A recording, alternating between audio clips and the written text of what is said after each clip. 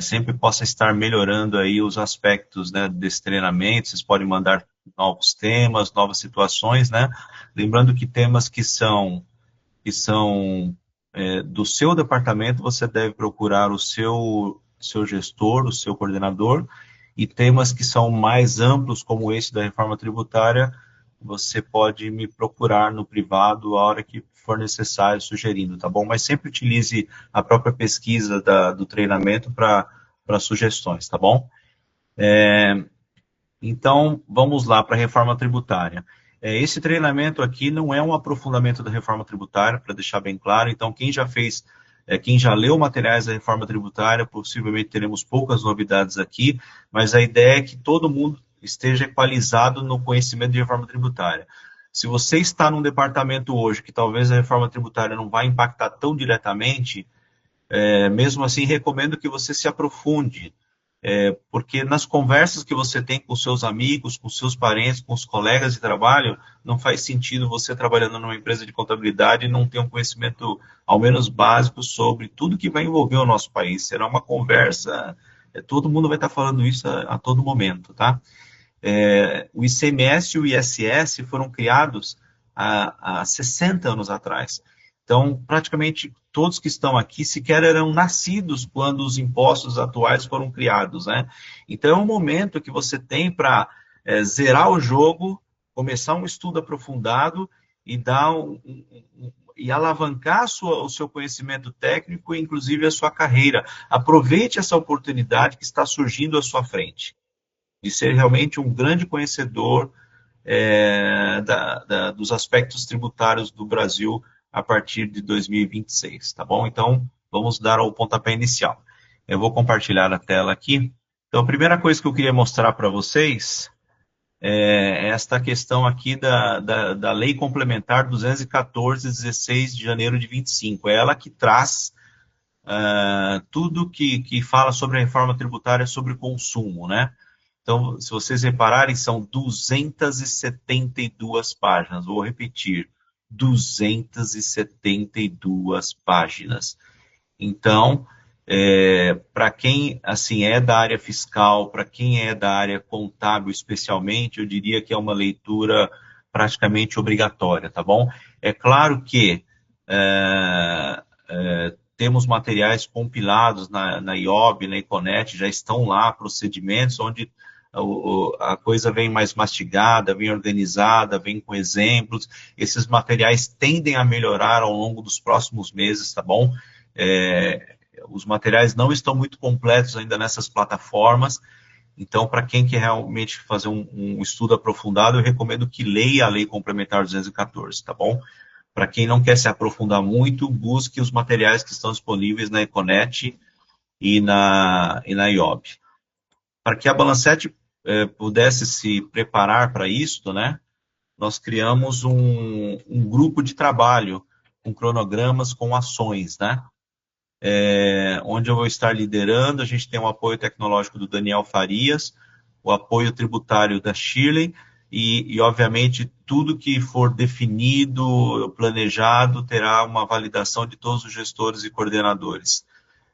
Então, tem ações previstas para o primeiro quadrimestre, para o segundo quadrimestre, para o terceiro quadrimestre, inclusive treinamentos como esse fazem parte desse planejamento. Então, o assunto reforma tributária nasce organizado na empresa e está sendo tratado especialmente através desse grupo de trabalho. Eu trago para vocês aqui um material que está disponível no site do governo, no Gov. Se vocês procurarem Gov, Reforma Tributária, esse material está lá. Tem uma área específica do Gov, onde eles têm colocado todos os documentos, discussões, base legal. Então, eu recomendo também depois dar um Google aí em Reforma Tributária Gov, tá bom? Lembrando que a reforma tributária ela é dividida em três fases, né? A reforma tributária sobre o consumo, que é essa que nós vamos conversar sobre hoje, que é o IVA, né? Tem a fase 2, que é a reforma tributária sobre a renda e sobre a folha de pagamento, que o governo tem expectativa de mandar essa semana, né, para o Congresso. e toda a reforma sobre o patrimônio. Então, a reforma tributária são esses três grandes pilares, tá bom? O objetivo da reforma tributária é fazer a economia brasileira crescer de forma mais sustentável, gerando emprego e renda, tornar o sistema tributário mais justo, reduzindo as desigualdades sociais e regionais, e reduzir a complexidade da tributação, assegurando transparência e provendo maior cidadania fiscal. Nosso país é conhecido no mundo inteiro como a lei tributária, uma das leis tributárias mais complexas, né? Há um consenso, né, de todos, que há uma complexidade excessiva, há uma falta de transparência, um elevado grau de litígios, né, brigas judiciais aí entre os entes do governo, empresas, né, conflitos de competência, e aí entra a questão federal, estadual, são 27 estados, é uma confusão toda, são 5 mil e tantos municípios, cada um querendo fazer a sua legislação, né? Isso gera tensões federativas, obviamente, gera desigualdades regionais e sociais, ineficiências alocativas e deteriora o ambiente de negócios, né? Muitas pessoas têm medo de empreender no Brasil devido à complexidade dos impostos, né? Aqui nós trazemos uma lista de 20 pontos do que a reforma tributária faz, né? Eu vou ler aqui muito rapidamente, porque alguns desses pontos a gente vai conversar mais à frente, né? Então, substitui 5 tributos pelo IVA dual, cria o imposto seletivo, mantém a carga tributária total sobre o consumo, adota a alíquota padrão como regra geral, define regimes favorecidos, né, para determinados bens e serviços, define regimes específicos também, cria a cesta básica nacional, torna o sistema mais justo com o cashback do povo, preserva a Zona Franca de Manaus, melhora a situação das empresas no Simples, depois nós vamos entender um pouquinho melhor isso, fortalece o Pacto Federativo, cria um modelo de cobrança integrado e eficiente, prevê uma transição segura para o novo modelo, cria o Fundo de Compensação dos Benefícios Fiscais, cria o Fundo de Desenvolvimento Regional, mantém vinculações e partilhas constitucionais, assegura a devolução dos saldos credores dos tributos atuais, olha aí, amplia a base de incidência do IPVA, permite a atualização periódica do IPTU e assegura a progressividade do ICMD. Então, nós vamos falar um pouquinho, não de todos os 20 itens, mas de alguns desses 20 itens, tá bom? Então, vamos lá. O primeiro item é substituir os 5 tributos por um IVA dual, né? Então, essa aqui talvez seja a parte mais fácil de entender. Nós temos aqui esses 5 impostos, né? O PIS, o COFINS, o IPI, o ICMS e o ISS, que serão, que eles vão ser denominados, né, como IVA dual, né, um imposto sobre o consumo, e esse IVA dual ele subdivide em CBS, que inclui os impostos federais, e o IBS, que inclui os impostos, né, estaduais e municipais, né? Alguns falam que é a contribuição da Balancete e o imposto da Balancete, né? O IBS e o CBS, tá bom? Então não tem como esquecer os nomes, né? Não sabemos ainda se de forma prática nas notas fiscais vai constar apenas o IVA dual com a alíquota total, ou se lá vai aparecer o CBS, o IBS, essas informações a gente não tem ainda na prática, né?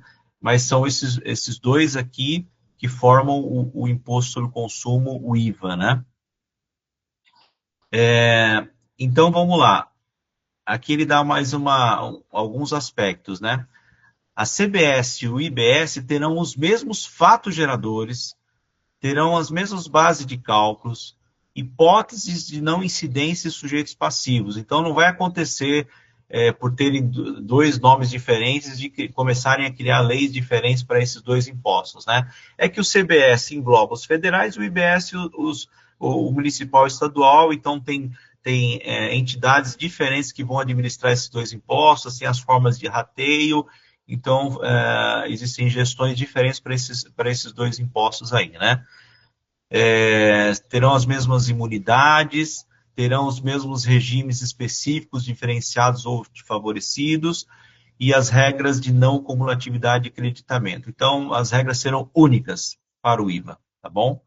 a serem definidos numa só lei complementar, que é essa que já saiu agora no início de 2025. A CBS e o UBS terão todas as características de um IVA padrão internacional, né? O IVA é usado em países da Europa, nos Estados Unidos, há muitos, mas há décadas, né? E aqui realmente a gente estava totalmente desatualizado em relação ao resto do mundo. Então, investimentos internacionais ficarão mais fáceis pela facilidade do entendimento e de a gente ter adotado um padrão já utilizado no mundo. 174 países usam o IVA, né? Então, aqui fala sobre base ampla de incidência, tributação no destino, né? Porque hoje a nossa tributação é na origem, né?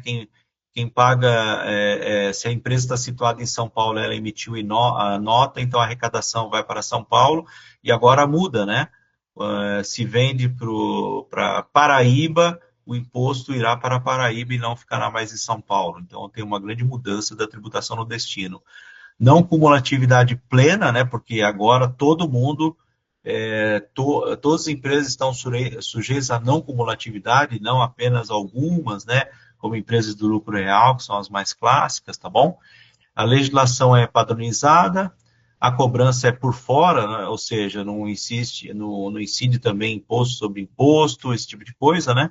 Rápida devolução dos créditos acumulados, desoneração dos investimentos, desoneração das exportações e incidência sobre importações. O item 2 fala de cria um imposto seletivo de caráter regulatório, né? Em linha com as melhores práticas internacionais da reforma tributária, cria um imposto seletivo. Ele se chama IS, tá? O nome do imposto. IS, Imposto Seletivo. E ele tem o objetivo de desestimular o consumo de mercadorias e serviços prejudiciais à saúde e ao meio ambiente, né? Então, assim, os que atingem mais ali de perto é bebidas, né? Cigarro. Então, tem uma carga tributária maior e outros aí que eu agora não me recordo para falar para vocês, mas são produtos, serviços que terão uma carga tributária maior por conta desse imposto seletivo que vai estar incidindo sobre esse tipo de produto ou serviço, né? Também é uma prática muito comum em países da Europa, nos Estados Unidos, etc., né? O imposto seletivo terá um caráter meramente regulatório e será instituído por lei ordinária, a qual detalhará as mercadorias e os serviços sobre os quais incidirá. 3. Mantenha a carga tributária total sobre o consumo. Existe, assim, até um pouco pela disputa política que se formou no país, existe alguns que falam que a carga tributária vai subir. Não é verdade. A carga tributária vai se manter igual à existente hoje, né? Então, vamos entender por que isso vai ocorrer. Durante o período de transição, as alíquotas de referência do IBS e CBS serão revisadas anualmente pelo Senado Federal com vistas à manutenção da carga tributária. O contribuinte vai pagar o que já paga hoje, só que agora de forma simples e transparente. Então, como que vai funcionar isso? Em 2026, já o ano que vem, sobre todas as vendas, prestação de serviços, exceto o Simples Nacional, incidirá 1% do IVA, né? E este 1% não é que a gente vai estar pagando a mais. Este 1% vai poder ser compensado ou creditado no PIS a recolher. E se não tiver saldo de PIS a recolher, em algum outro imposto federal. Esse 1% vai servir para quê? Para que o governo, chegando no final do ano de 2026, vai verificar quanto que arrecadou com este 1%. Mas as empresas do Simples, que ele já tem esse controle, e ele vai saber certinho, com esse 1% assim, para manter a arrecadação atual, a gente vai ter que definir a alíquota em 27,5%, ou 27%, ou 28%, ou 26%. É esse 1% que será cobrado o ano que vem que vai determinar a alíquota total do IVA. É por isso que não existe acréscimo de carga tributária, não existe acréscimo de arrecadação. É o que se arrecada vai se comparar com esse 1% na proporcionalidade e vai se chegar na alíquota que hoje hoje falam que será algo em torno de 27% a 28%. São as expectativas, tá bom? Então, para ficar bem claro esse processo. 4. Adota a alíquota padrão como regra geral, né? Adoção de uma alíquota padrão para todos os bens e materiais inclusive direitos. Essa alíquota padrão é este 27% ou 28% que são as previsões aí dos especialistas, né? As alíquotas referenciais do IBS e da CBS serão fixadas pelo Senado Federal. Essas alíquotas prevalecerão caso os entes federativos não fixem suas próprias alíquotas em lei específica. 5. Define regimes favorecidos para determinados bens e serviços. Então, considerando uma alíquota padrão de 27% e 28%, existem áreas, setores, produtos que terão redução desta alíquota, né? E aqui são citados alguns: o agronegócio e alimentos, a cultura e o esporte, educação, saúde, transporte e outros, né? Como profissões regulamentadas, como empresas de contabilidade e advocacia, também terão uma alíquota menor do que os 28%, né? Para quem aí é da área de apuração de impostos, né? Quando a gente ouve uma alíquota de 28% frente a uma alíquota hoje básica de 16, 33 ou 17% para prestadores de serviço, fica bem estranho, né? Então, esses setores que têm essa redução dessa alíquota ainda vão ficar mais ou menos parecidos, mas alguns setores, especialmente de serviços, eles terão uma elevação da carga tributária. O que eu digo que não vai aumentar é o bolo, né? O país inteiro vai estar pagando uma carga tributária que vai se manter a arrecadação atual, mas, obviamente, uns vão pagar mais, outros vão pagar menos. Então, isso não tem discussão, né? Então, nós teremos um árduo trabalho aí de simulações tributárias ao longo da implementação do IVA, né? O item 6 define regimes específicos para determinados bens e serviços, né? Regimes específicos são aqueles em que o modelo de apuração difere do padrão do IVA. Então, por exemplo, nós temos uma empresa aqui hoje, Nova Petrene, dando um exemplo, que vende combustíveis, né, que hoje já é uma forma diferenciada de impostos, então ela vai continuar diferente também com a reforma tributária, né? A operação com bens imóveis, nós temos uma alteração muito grande na parte tributária para imóveis, tá? Tanto na parte de locação quanto na parte de venda de imóveis. A parte de serviços, aí nós temos algumas áreas que a gente não tem tanto, mas vai mudar bastante na parte de serviços financeiros, sociedades cooperativas, planos de assistência à saúde, concursos de prognósticos, compras governamentais, serviços de hotelaria, parques de diversão, temáticos, bares, restaurantes e avaliação regional.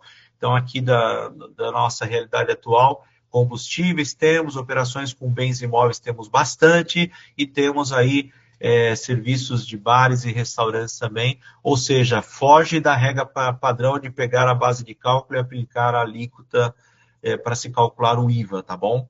Então, é importante isso. Fiquemos atentos. Cria a Cesta Básica Nacional de Alimentos, né, o item 7, ou seja, reduz a zero a alíquota de CBS e IBS para alimentos. Isso é super importante aí, se tratando de cesta básica, né? E o item 8 torna o sistema ainda mais justo com o cashback do povo, né?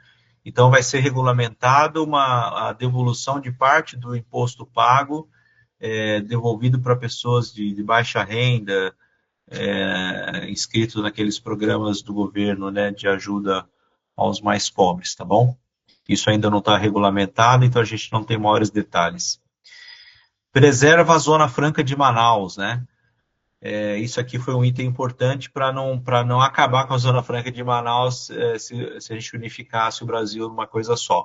Então, o tratamento tributário favorecido aos bens produzidos na Zona Franca de Manaus poderá ser implementado mediante alteração das alíquotas e das regras de creditamento do IBS e CBS, ampliação da incidência do imposto seletivo para alcançar os bens produzidos na Zona Franca de Manaus.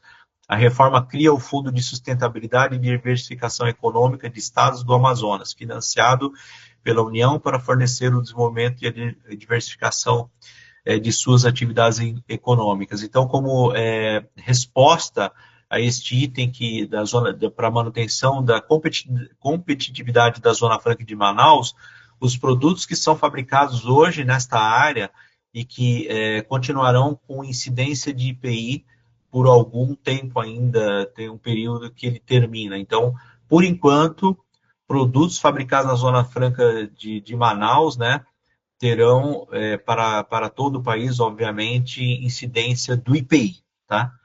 Até determinado ponto. Então, fiquemos atentos a esse tema da Zona Franca de Manaus.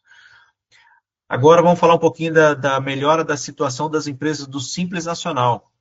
As empresas enquadradas no Simples Nacional poderão optar por recolher a IBS e a CBS segundo as regras do Simples, caso em que poderão transferir crédito correspondente ao que foi recolhido neste regime, né? Ou poderão recolher o IBS e CBS pelo regime normal de apuração, podendo apropriar e transferir créditos integralmente, mantendo-se simples em relação aos demais tributos. O que acontece hoje, pessoal? O Simples Nacional, obviamente, tem uma alíquota menor para a maioria dos casos, é um regime bom para a maioria das empresas, só que ela gera um problema.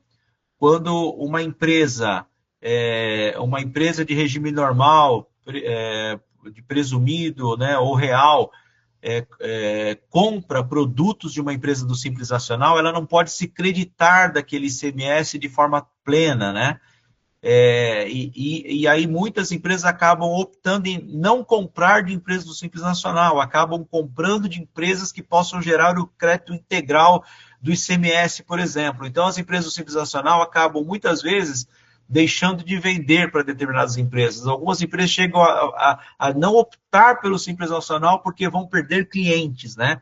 Então, a lei traz um aspecto novo. Olha, você pode continuar no Simples Nacional, né? Só que, ao invés de você pagar aquela alíquota cheia do Simples Nacional, você vai pagar um pouco menos, mas você vai recolher o IBS e a CBS igual qualquer outra empresa, tornando competitiva. Não sei se isso será vantagem ou não vantagem de forma prática, né, para as empresas, mas sabemos que teremos aí um árduo trabalho para avaliação desse cenário, de simulações tributárias, para ver que empresas que vale a pena recolher o IBS, do Simples Nacional, que vale a pena recolher o IBS e o CBS por fora.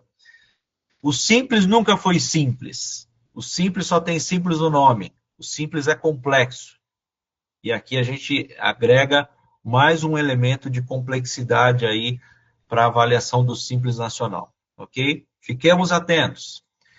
A reforma reduz a necessidade da substituição tributária, que hoje onera as empresas do Simples Nacional. Me preocupa esta palavra, reduz a necessidade. Então, se reduz a necessidade, aqui possivelmente ainda pode ocorrer, né? O item 11 fortalece o pacto federativo, né? Mas aqui eu prefiro não entrar muito nesse aspecto aqui, eu vou pular esse item.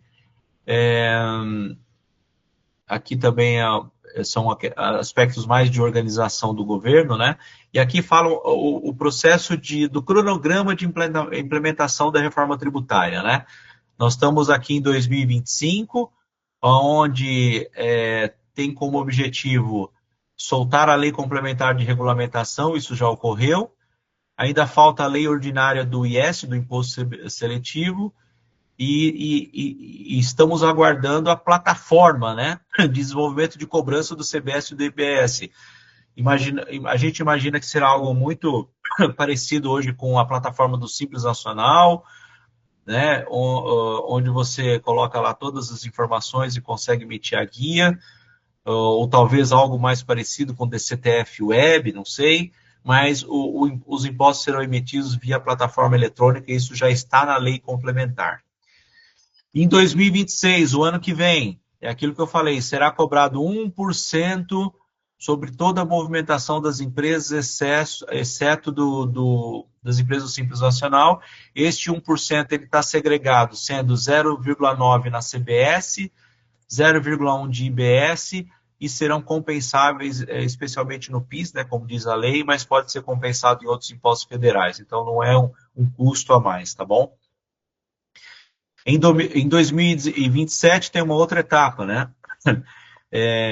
Onde, por exemplo, eu cito aqui que vai acabar vai reduzir a alíquota zero do IPI, né? Lembra que eu falei para vocês que mantinha o IPI para a Zona Franca de Manaus em algumas situações, né? E acaba se reduzindo para algum aspecto que impacta também, exceto a própria Zona Franca. Se começa a cobrar o imposto seletivo, e assim vai. Em 2029 a 2032 tem uma escala, né? Ou seja, você vai cobrando mais IBS, CBS, e vai cobrando menos ICMS e ISS. Ou seja, nesse período até de 29 a 32, nós vamos ter mais impostos do que nós temos hoje, em quantidade de impostos, né? Nós vamos ter os mesmos impostos existentes hoje, mais a CBS e a IBS. Só que numa escala de percentual. Paga mais desse imposto, paga menos daquele imposto. Então, aqui a gente vai ter um trabalho um pouco chato aí de 29 a 32, até que em 2033, daqui a 8 anos, aí sim a reforma está totalmente implementada e ficarão extintos definitivamente ICMS, ISS, IPI e assim por diante, né? E os demais impostos federais que já caíram antes, né? Então, é um longo período aí pela frente que cada um precisa ficar muito atento, estudar bastante. Aliás, pessoal, hoje em dia não dá para falar que não existe materiais para se estudar, né? Hoje você coloca no Google, busca uma fonte confiável, tem materiais de sobra, né? Para você fazer leituras, se aprimorar. Então, realmente é da vontade de cada uma, de cada um. Se você quer dar um upgrade na sua carreira profissional, vá em busca desse conhecimento, dessa reforma tributária, tá bom? Não importa a área que você esteja aqui dentro da empresa. Eu vou pular alguns itens aqui que são de áreas organizacionais do governo, que para nós aqui não tem muito importância, tá bom?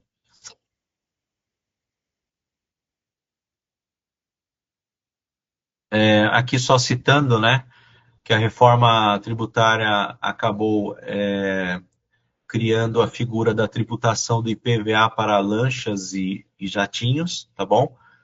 Então, temos alguns clientes aí que têm, principalmente barcos, lanchas, então ficar atento, né, ao tipo de indagação que possa surgir. E aqui também deixa mais claro, né, que as prefeituras poderão aumentar a base de cálculo do IPTU, conforme critérios definidos em lei municipal, né, isso não estava muito claro. E aqui entra o item 20, que fala de TCMD. Esse final de semana saiu, acho que no UOL, na Globo.com, não me lembro, que o Brasil teve a maior arrecadação de TCMD da sua história em 2024. Por quê? Por causa da reforma tributária. Então, o que acontece? Na Constituição Federal, o imposto sobre doação, o imposto sobre o inventário, o ITCMD, ele lá prevê uma alíquota máxima de até 8%, né? Aqui em São Paulo, por exemplo, é 4%. Poxa, mas então se lá na Constituição já fala que pode ser 8%, o que a reforma tributária traz de diferente? Ela traz diferente o seguinte: antes, a pessoa poderia, por exemplo, optar pelo estado que ela quer fazer o inventário da pessoa falecida, né? Então, por exemplo, se no estado do Paraná, por exemplo, o ITCMD fosse 2%, para que eu faria aqui em São Paulo que é 4%? A pessoa vai fazer no Paraná, né? Que era mais barato. Então, os estados meio que padronizaram uma alíquota aí de 4% para evitar essa guerra fiscal entre os estados. Então, praticamente todos os estados do Brasil é 4% o ITCMD, tá bom? Essa é a regra geral.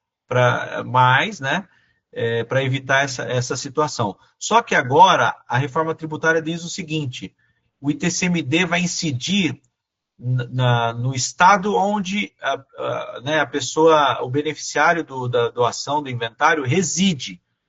Então, se eu moro na Paraíba e vou receber uma herança, eu tenho que pagar pelo imposto da Paraíba o meu ITCMD, né? O imposto sobre inventário, o imposto sobre a doação, né? Então, o que acontece? Acabou a guerra fiscal. Acabou a guerra fiscal. O que a gente imagina que os estados vão fazer? Eles vão jogar essa alíquota lá no topo. Eles vão jogar para 8%. Vai deixar de ser 4%. Acabou a guerra fiscal. Aqui em São Paulo, 25% da população brasileira mora aqui. O governador vai jogar 8% ITCMD. Para que ele vai deixar 4%? Acabou a guerra, né? Então, por isso que todo mundo saiu correndo a abrir empresas de administração de bens próprios, né? Ou já fazer doação em usufruto para poder antecipar o pagamento de impostos sobre doações, né? Ou já evitando impostos no momento do falecimento, antecipou esse procedimento de passar imóveis para herdeiros para pegar a alíquota ainda de 4%.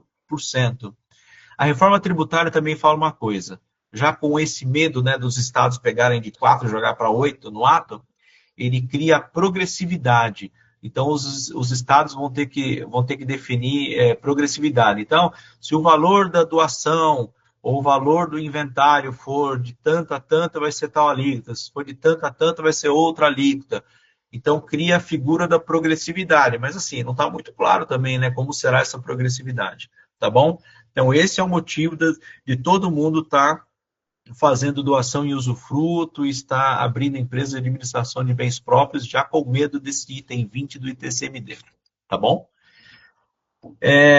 Aqui tem alguns aspectos aqui do material, que são simulações, que eu não vou mostrar para vocês. E é isso, tá aqui esse material, ele foi retirado do GovBR, da reforma tributária, né? E aí vem aquela pergunta, mas Fábio, e as retenções? Dá tanto trabalho essas retenções, né? E os créditos, né? E os créditos, né? Também dá um trabalho de saber o que pode ser creditado nos impostos, não pode ser creditados, né? Olha só o que o governo trouxe. Trouxe o seguinte: você é uma empresa e você vendeu para outra empresa com ICMS. Aí você gera, por exemplo, um crédito ICMS, né? A empresa que comprou vai poder se creditar do ICMS da empresa né, da outra empresa. Só que o fornecedor não pagou o ICMS e eu que comprei daquela empresa me creditei do ICMS que não foi pago pelo fornecedor, né? Então, a legislação atual hoje permite você se creditar de um imposto que o fornecedor não pagou o imposto, né? Então, o que o governo determinou a partir de agora? Todo crédito que você obtenha do IBS ou da CBS, você vai ter que conferir se o fornecedor pagou o imposto. Entendeu? É como se hoje a gente falasse assim, pode se creditar do ICMS do fornecedor? Pode, desde que você veja se o fornecedor pagou o imposto daquela nota que você comprou, né? É uma coisa absurda, né? Maluca, né? Mas se você for pensar, é correto, né? Como vou me creditar de algo que o governo sequer recebeu o imposto? Então, a lei determina que você tem que checar se o cara pagou ou não pagou, né? E para isso vai haver uma plataforma eletrônica para você poder fazer essa consulta e, obviamente, vão ter mecanismos automatizados de sistema para checar se o fornecedor pagou ou não pagou aquilo, ok? Só que aí vem a figura do split payment, porque eu sou a empresa que fala assim, gente, agora eu vou ter a dor de cabeça de ficar sabendo, de ficar verificando se o fornecedor pagou ou não pagou o imposto da nota que ele me vendeu, né? Então ele cria a figura do split payment, que é mais ou menos assim. Eu comprei 10 mil de mercadoria ou de serviços, né? Eu falei para vocês que a alíquota padrão aí da reforma tributária vai girar em torno de 28%. O que determina o split? Eu pago 72 mil para o fornecedor e pago 28 mil direto para o governo.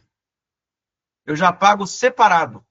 O fornecedor vai receber o valor líquido. Ou seja, está institucionalizada a retenção de impostos é, no caso da reforma tributária. Então, chega-se à conclusão, né, que tudo vai ser retido, porque assim, vai ser difícil uma empresa não adotar o split payment, né?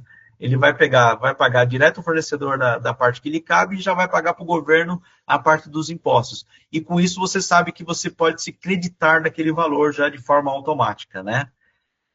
Então, eu não sei como que o mercado vai se comportar, se o mercado vai falar assim, olha, com split payment eu não vendo para você. Não sei, não sei. Pode ser que alguma empresa fale, eu não vendo assim. Se for assim, eu vou cobrar 10% a mais. Aí começam a surgir as situações de lei de mercado, né? Mas é uma mudança muito importante e é por isso que a gente não enxerga na legislação da reforma tributária nada falando de retenções de impostos, de substituição tributária, porque eles criaram a figura do split payment, o qual, na hora que eu mandar o e-mail com esse material de apresentação que eu mostrei para vocês, na hora que eu mandar o link da pesquisa de satisfação, eu vou mandar o link deste vídeo, que é muito importante. É um vídeo de 5 minutos que é muito legal, que todos assistam para entender o split payment, que, na minha opinião, vai ser a grande mudança operacional, porque o resto, meio que quem vai ter que administrar são as empresas de contabilidade, mas aí impacta numa questão operacional comercial das empresas, tá bom? Então, fiquem atentos a tudo isso. Então, pessoal, 40 minutos aí de um treinamento. Para uns pode ter sido muitas novidades, para outros nem tanto. O importante é que vocês corram atrás da informação. Estudem, estudem. Vocês são da área de contabilidade. Vocês precisam ter conhecimento sobre estes temas, tá bom?